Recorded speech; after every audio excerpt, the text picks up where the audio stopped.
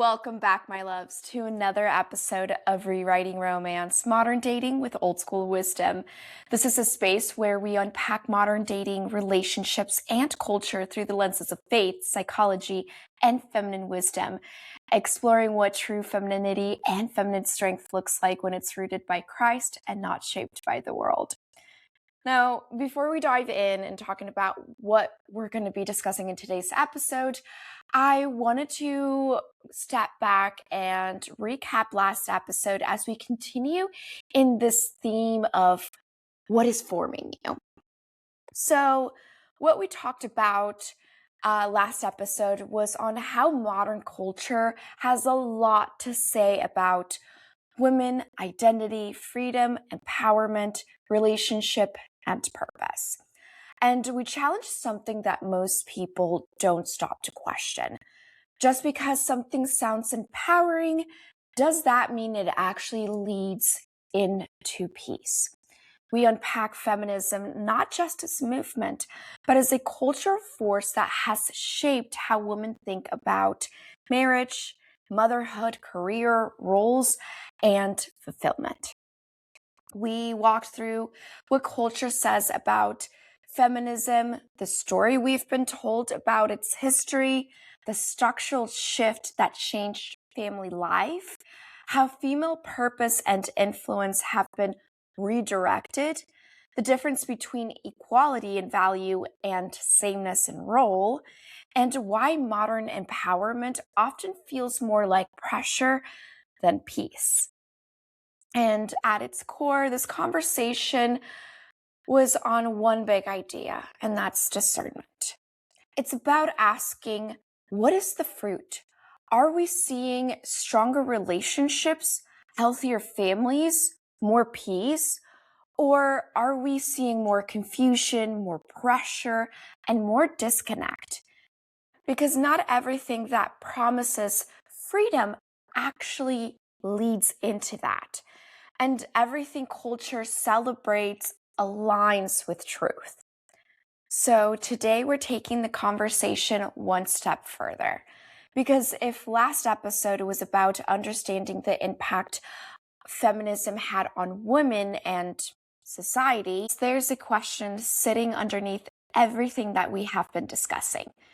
If all of this was meant to improve relationships, why does it feel like we're more disconnected than ever before? Why does modern dating feel so complicated? Why does it feel like men and women are constantly misunderstanding one another? And why does it feel like we're operating on completely different pages? And so today we're going to be asking the question that most people don't really stop to think about. And that is, did feminism kill chivalry? And even deeper than that, what actually happened to the dynamic between men and women?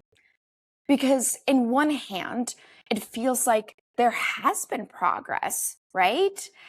Women are more free, they have more opportunities, they're more independent. But on the other hand, we also have more confusion in dating, more tension between men and women, more broken relationships. So something isn't really adding up here. What if the issue isn't just modern culture? What if it's not just feminism? What if the tension that we're experiencing today is actually much deeper than that? Because what we're going to be exploring in today's episode is this disconnect didn't start in modern dating. It didn't start with apps. It didn't start with social movements. It actually started thousands of years ago with the fall, when sin entered the world, where this is recorded in Genesis. And until we understand that, we're going to keep trying to solve modern problems with incomplete solutions. So this episode is going to challenge you in different ways. It's going to challenge you to really zoom out, to connect the dots between faith, history, culture, and modern dating. Because when we start to see the full picture, everything begins to make a lot more sense. So, ladies, Grab your Bibles, your journals, your coffees or your teas, and let's dive right into it.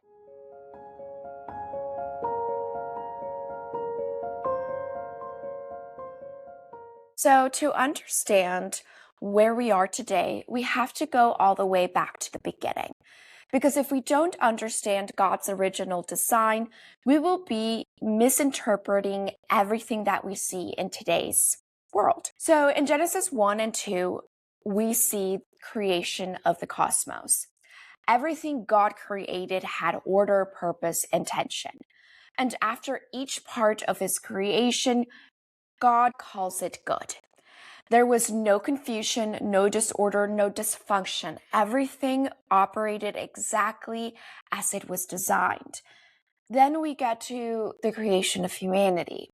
Adam, the man, was first created.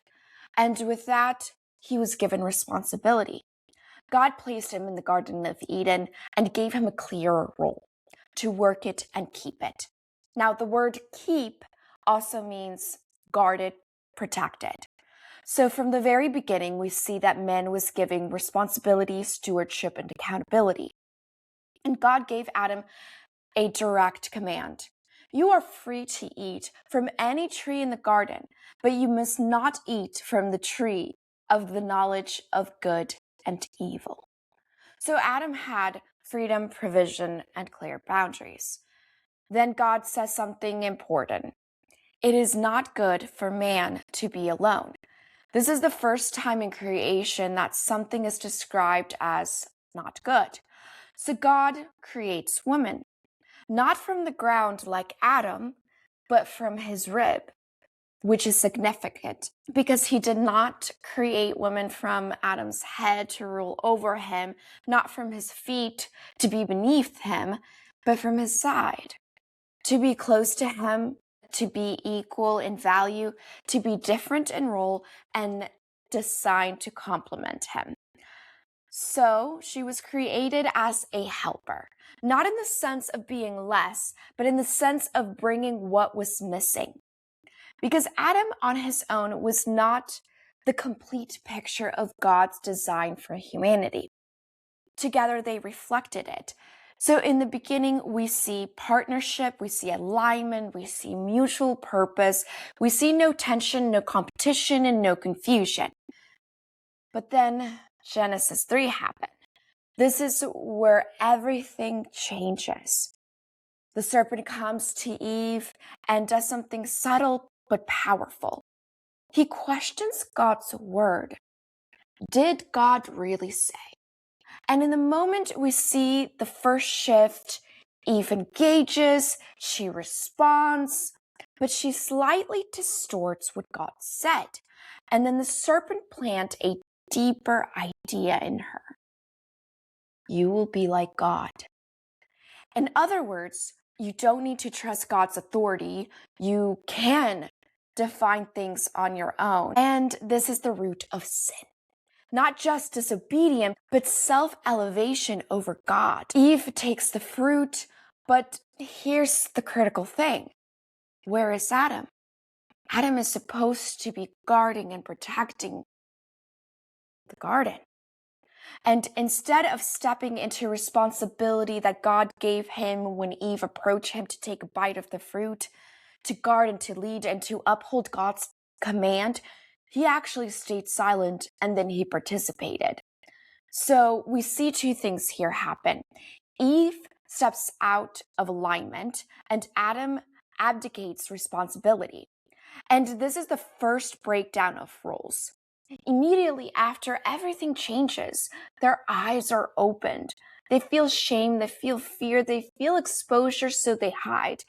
And not only do they hide from one another, but from God. And when God confronts them, what do we see? No repentance, no ownership, but blame. Adam says to God, "The woman you gave me." Eve says, "But the serpent deceived me." There's no accountability, there's no responsibility, just deflection. And this is so important because this is the first glimpse of what sin does to a relationship. It starts to create division, defensiveness, and finger pointing. Then God responds. And this is where we see the consequences that still affect us today.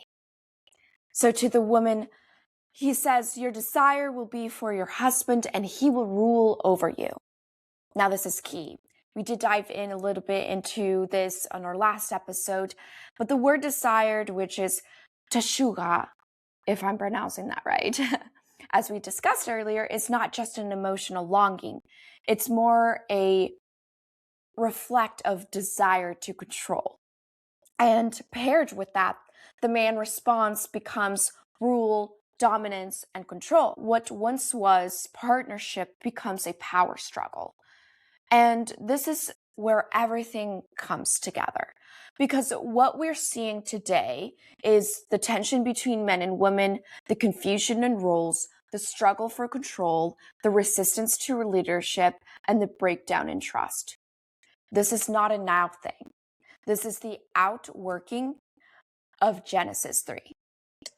So what happened in the garden was not just a moment. It was a foreshadowing, a pattern, a shift that would impact every relationship moving forward. So when we look at modern dating and ask, why is this so hard? Why is there so much tension? We have to understand we're not just dealing with cultural issues. We're dealing with spiritual consequences. And this is why understanding the foundation matters. Because if we misdiagnose a problem, we will keep chasing the wrong solutions. So now that we understand where the tension began, let's talk about how culture tried to manage that tension through something that we call chivalry. Now, let's fast forward from Genesis because humanity doesn't just live in that broken state without response. So over time, societies began to build structures to manage the tension that came from sin. Structures that attempted to bring order, stability, predictability into relationships between men and women. And one of the most influential of those kinds of structure we can call chivalry. But before we reduce chivalry to a surface level behaviors, we have to understand this clearly. Chivalry was never just about opening doors, pulling out the chair, or paying for the dinner, or polite gestures. Those were expressions of something deeper, not the foundation. At its core, chivalry was a moral and social framework that shaped how men were expected to show up in the world, especially when it came to the relationships with a woman. So chivalry emerged in a time where men physically held more power and strength and authority in societal positioning. And because of that, there was an expectation placed on men, not to exploit the power, but to steward it, to restrain it, to direct it toward protection, provision, honor, sacrifice.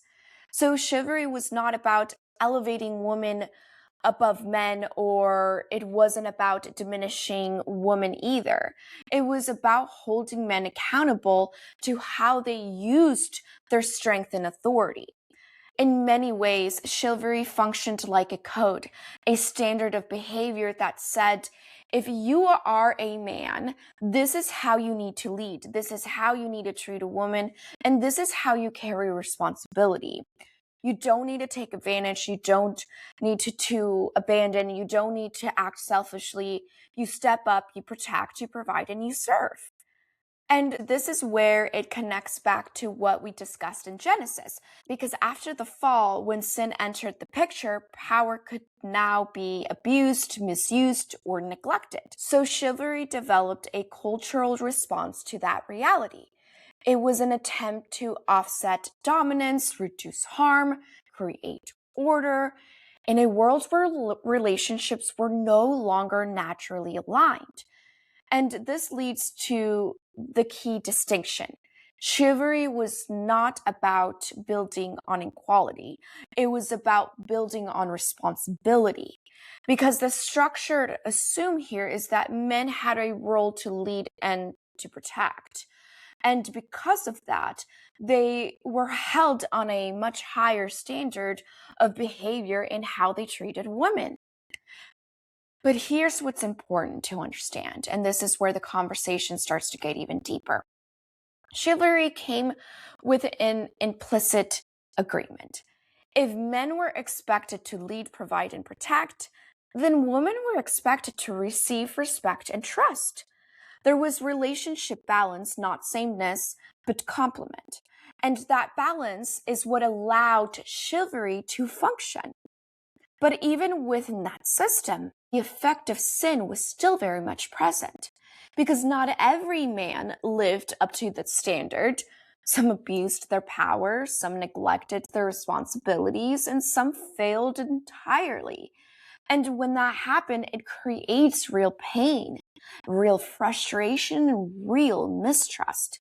So while chivalry provided structure, it did not eliminate the root issue, which chivalry was never the solution. It was more of a response, a cultural attempt to manage the tension created by sin, to bring order where there was brokenness. And this is where the conversation begins to shift. Because if chivalry was built on clear roles, clear expectations, and responsibility, then what happens when those roles and expectations begin to disappear? Now, this is where things begin to shift in a significant way. Because as we move forward in history, specifically in modern era, there is a strong push towards equality. Equality in rights, opportunities, access, and a foundational level that aligns with truth. Men and women are equal in value, dignity, and worth. But where the shift becomes more complex is when equality moves beyond value and begins to redefine roles and expectation. Because what didn't just change was access, what changed was structure, and more specifically, responsibility tied to roles. As culture moved towards equality, particularly in roles and expectations, we don't just gain rights, we also began to remove role-based responsibilities. And that creates a trade-off. Because historically, roles came with clear expectation. Men were expected to lead, to provide, to protect, and to take initiative. Not because they were better, but because they were assigned that responsibility from the beginning, as we saw. And responsibility shaped behavior. It creates accountability. It defines how someone is expected to show up.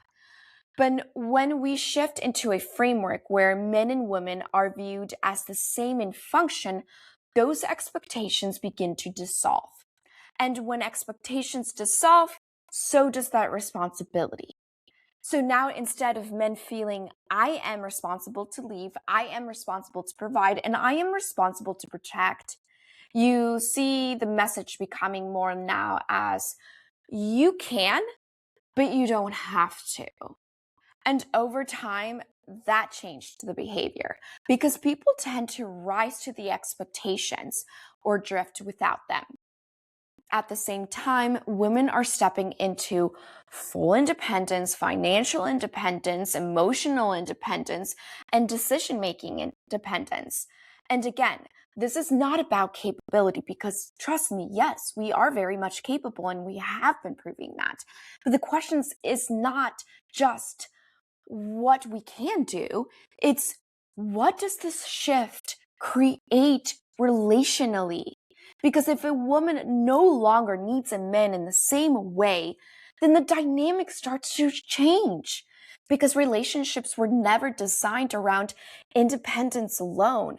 They were designed around interdependence, a balance of giving and receiving, leading and supporting, and providing and nurturing. But when both individuals are operating from full independence without clarity in their roles, there is often a lack of clarity, expectations, and alignment. And this is where we start to see that modern tension. Because now men are unsure of what is expected from them, and women are unsure what to expect from men, and both are navigating relationships without any shared framework. So instead of stepping confidently into roles, people hesitate, they second guess, they hold back. So here's the reality that we have to acknowledge is when you remove responsibility, you don't just remove pressure. You also remove direction, accountability, and consistent behavior. And this is the trade-off because we have to be honest about this. You cannot remove responsibility and still expect benefits that come with it. You cannot remove expectation from men to lead and still expect consistent leadership. You cannot remove expectation from men to provide and still expect provision to be the norm. You cannot remove the structure and still expect the same outcomes. Now, this does not mean men are incapable and that women are incapable, or that one is dependent on the other for function. That is not the point. The point is structure creates consistency. And when structure is removed, consistency becomes optional. And when consistency becomes optional, people start operating based on feelings, preferences, and past experiences instead of shared expectations. And this is where the confusion that we are seeing today really begins to take shape. Because now we're not just dealing with a shift in roles, we're dealing with a shift in how people relate to each other entirely. And this brings me to the next question. Did feminism actually remove something valuable, or did it simply reveal what was already fragile underneath? Because there are really two ways that we can look at this, and depending on your perspective, you'll land in very different conclusions. So, the first perspective is this. Feminism dismantled chivalry. That as culture began to reject traditional roles, redefine independence, and challenge male authority, it also unintentionally removed the very structure that chivalry depended on. Because if chivalry required men to lead, provide, and protect, but culture now says those roles are optionals or even unnecessary, then naturally those behaviors begin to decline. And from this perspective, you hear a lot of what men are saying today. Chivalry hasn't disappeared. It's just no longer expected. Some men feel apprehensive about stepping into traditional gestures, concerned that those actions will be misinterpreted as control or outdated, and uncertain on how they can show up without being criticized. So others have reframed it entirely, saying it's not about chivalry anymore. It's just about being respectful to everyone. And then there's another group of men who have gone even further and rejected the idea altogether, viewing traditional chivalry as performative, and as a result, they disengage. There is also a deeper sentiment underneath this. Some men feel that society no longer rewards responsibility, so instead of rising to a standard, they opt out of it. But then there's the second perspective, and this one requires a little bit more of reflection. What if feminism didn't really destroy chivalry, but it revealed what was never as stable as we thought? Because when we remove the structure and something collapses, you have to ask, was it ever truly rooted or was it conditional? Because chivalry depended on a very specific framework, again, of clear roles, the clear expectations, and clear dynamics between men and women. And so it assumes that men would take that responsibility and that women would receive and respect that responsibility. But once the framework shifted, chivalry didn't evolve, it struggled to exist at all. And this is where we have to be honest. Chivalry was not a standalone virtue. It was dependent on a system where roles were defined, expectations were shared, and behaviors were reinforced. So when that system changed, chivalry didn't just weaken, it lost its function altogether. So maybe the better question isn't, did feminism kill chivalry? Maybe we should be actually asking, was chivalry ever sustainable outside of the structure that it came from? Because if something only exists under certain conditions, then it's not just a value, it's a byproduct. And this brings us back to something deeper. Because what we're really seeing here is not just a cultural shift, it's a reflection of human nature. When there is no clear responsibility, no shared expectation, no accountability, people default to comfort, self-interest, and minimal effort. And so now we see the ripple effect in modern dating. Women are asking, where are the men who lead, pursue, and protect? And men are asking, what exactly is expected from me anymore? And both sides feel frustrated, misunderstood, disconnected. And the thing is, chivalry didn't just disappear. It was either dismantled by shifting the values or exposed as something that depended on a structure. And in reality, it's likely a combination of both things. But this is where the conversation will get practical, because regardless of how we got here, we are now living in the aftermath. A dating culture where expectations are unclear, roles are blurred, and connection just feels harder than ever. So the question now is, how are men and women actually responding to this shift today? Because what we're seeing on both sides is very revealing. Because we see the effects everywhere. Women are asking, again, where are all the good men? And men, it's like, what do women want from me anymore? Right? We're just, what's going on? And both are just navigating with independence while still wanting partnership, but without clear expectations, without shared understanding, and without any structure. And what do we get? Confusion, misalignment. Women stepping into control because they don't trust leadership, men stepping back or becoming passive because they don't know the role. Or on the other side, men over correcting themselves into dominance, and the cycle continues. And this is where it's very important for us to just pause, because a lot of men are not just disengaging randomly. They're responding to what they're experiencing. Many men will tell you chivalry hasn't died, it just evolved. That instead of being directed specifically towards women, it has shifted into a general mindset of just being respectful to everyone, holding the door, helping someone out, being polite, right?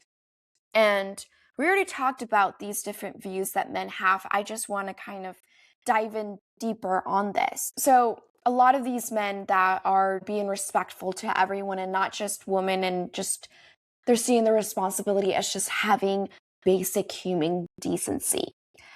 And others will say something differently. They'll tell you there is a fear of misinterpretation, right? So that what used to be seen as respectful can now be perceived as condescending, old-fashioned, or even offensive. So instead of risking being misunderstood, they just choose to opt out and not act at all. There's also a growing narrative among some men that traditional chivalry is outdated or even performative, that being overly accommodating or too nice is something labeled as simping, something done to gain approval rather than something rooted in genuine character. So instead of leaning into it, they pull away from it. And then there are men who feel like chivalry is actually being discouraged by culture. That when respectful or protective behavior is questioned or rejected, it just creates a lot of hesitation.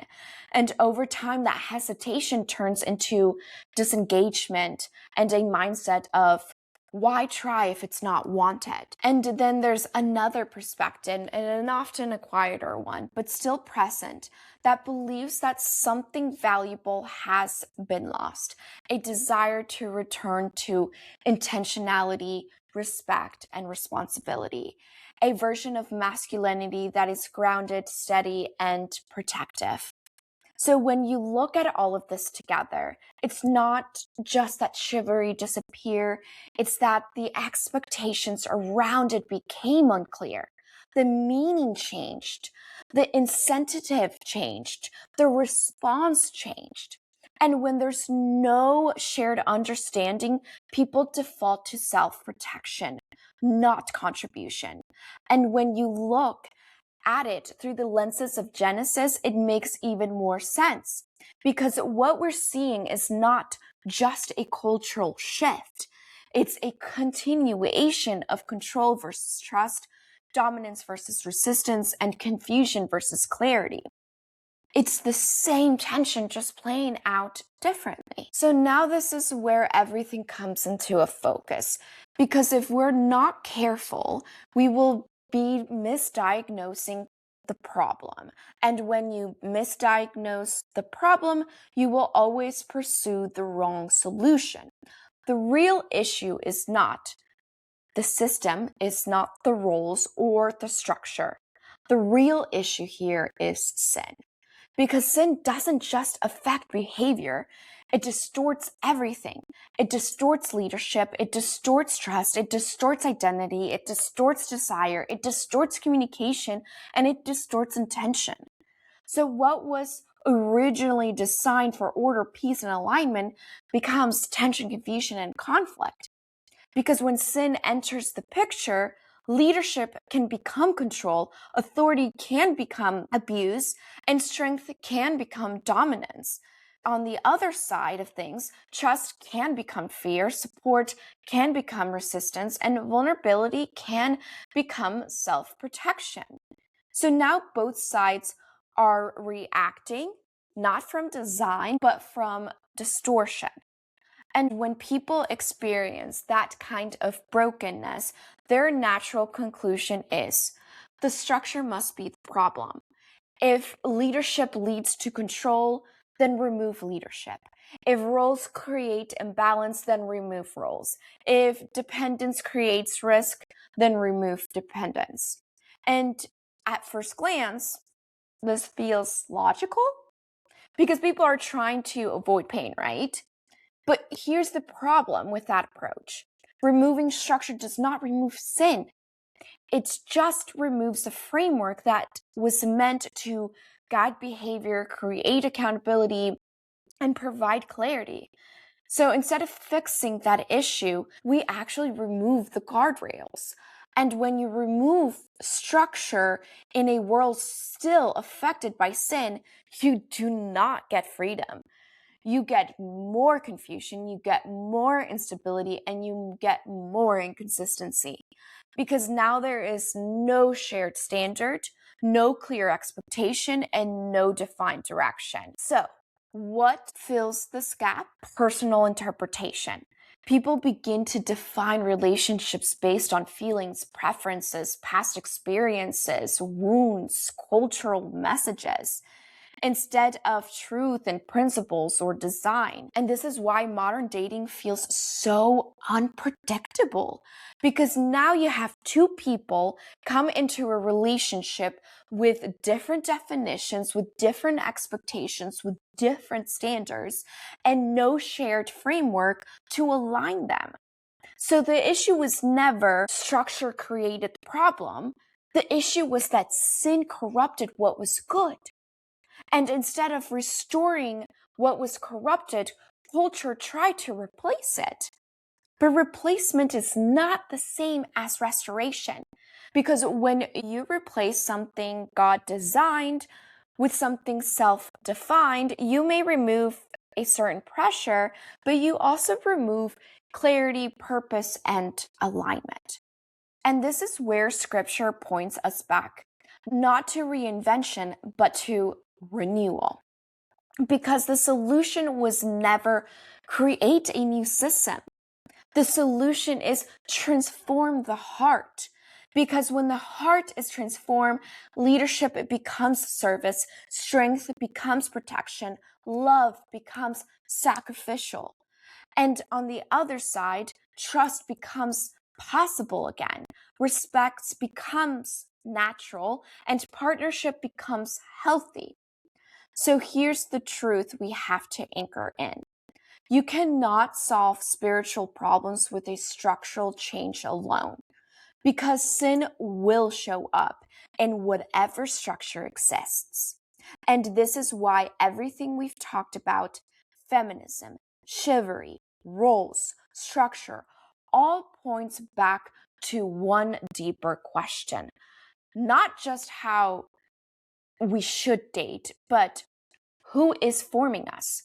Because until this is answered, we will keep repeating the same patterns just in different forms. So, where do we go from here? Because at this point, we've unpacked a lot. We've looked at the origin of the tension, the role of chivalry, the cultural shift, the impact of feminism, and the reality that sin, not structure, is the root issue. So now the question becomes, what do we actually do with this? Because the answer is not simply to go backward.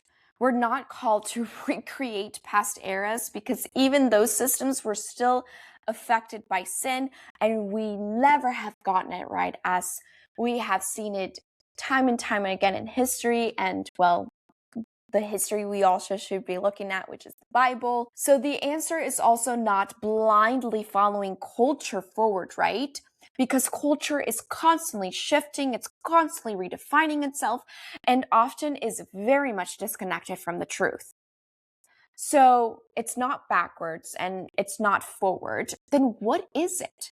The answer is return, not to a time period, but to God's design.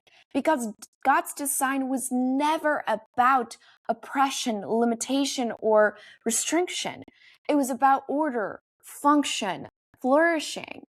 And this is where perspective matters, because when people hears God's design, they often interpret it through a cultural lens.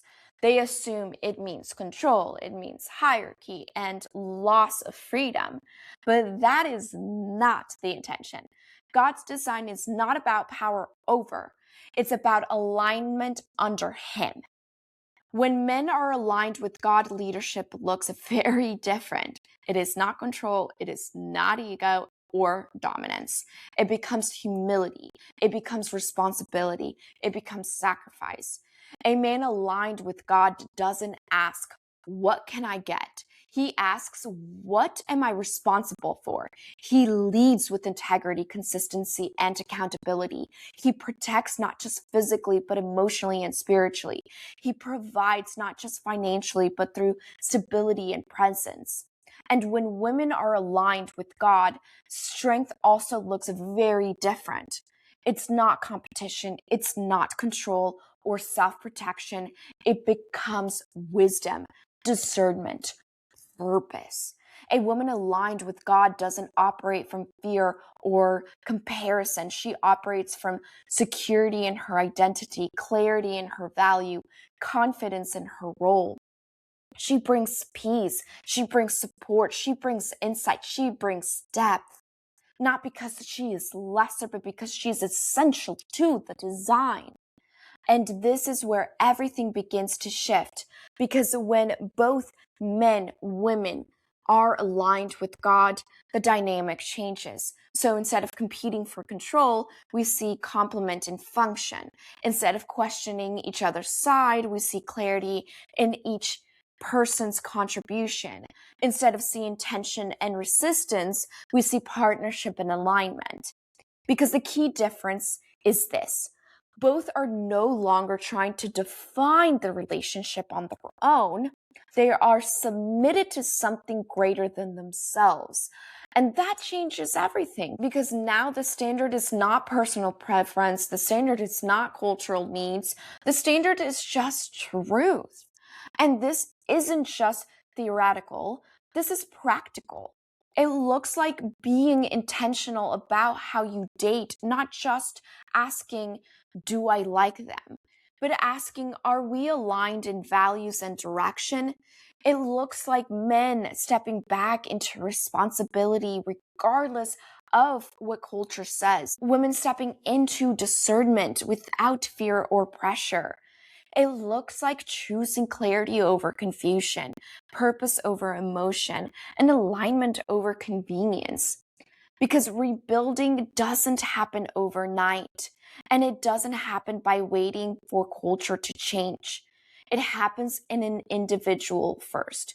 When one person chooses and says, I am going to align with God's design, regardless of what I see around me. So, here's the truth to anchor in.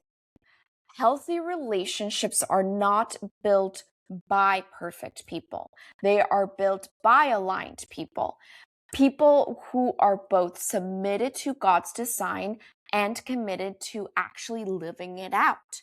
And when that happens, we don't just see better dating, we see stronger relationships, healthier marriages, and just more peace. Because we're no longer trying to figure it out on our own. We're returning back to the design that already worked. So, as we are closing, I want to bring things back to you because this conversation is not just about feminism, chivalry, or cultural shift. It's about something so much deeper. It's about formation. Every single day, whether you're realizing it or not, you are being shaped by what you consume, by what you believe, and by what you normalize. So the question you need to start asking yourself is, who is forming the way that I see relationships? Is it culture? Is it my past experiences? Is it fear or is it God? Because when you zoom out and look at everything that we have been discussing in the last 2 episodes and this one, you start to see a pattern. We see God's original design in the beginning, the distortion that came through sin, the structure like chivalry that tried to manage that distortion, and the cultural shift that removed those structures, and the confusion that followed. And now here we are. In a world where roles feel unclear, expectations feel uncertain, and relationships just feel harder than they should be. But here's a truth that we have to be willing to sit with. We cannot expect peace in a relationship if we are disconnected from the design that created them. Because when you remove God from the center, everything else has to be figured out through trial and error, emotion, and personal preference. And that will also lead into inconsistency. Because culture will tell you freedom is doing whatever you want, but scripture shows us something very differently. Freedom is found in alignment, in the alignment with truth, in the alignment with purpose, in the alignment with God's design. Because God's design is not restrictive, it's protective, it's intentional, and ultimately peaceful. So, I want to leave a few questions for you to sit with. So if you have a journal nearby, go ahead and start writing these down and pray on these questions and really think about these questions. So number 1, am I approaching dating with intention or just reacting emotionally? Am I seeking validation or pursuing something rooted in purpose? Am I operating from alignment or from confusion shaped by culture? And the most important one, am I allowing God to define how I show up in relationships, or am I letting the world do that for me? Because when you allow God to shape your identity first, everything else begins to shift. You stop looking for someone to complete you, to validate you, or to just fill a gap. and you start looking for someone to walk alongside you in alignment. Because at the end of the day, healthy relationships are not found, they are built. And they are built on truth, on clarity, and shared alignment with God. And so, if this conversation challenged you, don't just move on from it. Really sit with it, pray through it, and reflect on it. And if you do know someone that is navigating dating, relationship, or just have a lot of tension and confusion and they just need some realignment in their life, share this episode with them and keep spreading this great news about God's alignment information. And you can help spread the news also by subscribing, liking, sharing. And if you're listening, follow on Apple Podcasts, Spotify Podcasts. Go ahead and give it a follow. Like the episodes, rate the episodes and the podcast. This really will help reach more hearts and those hearts that are needing it. And if you want to follow along also on social medias for snippets and recaps, you can follow on Instagram and TikTok as well.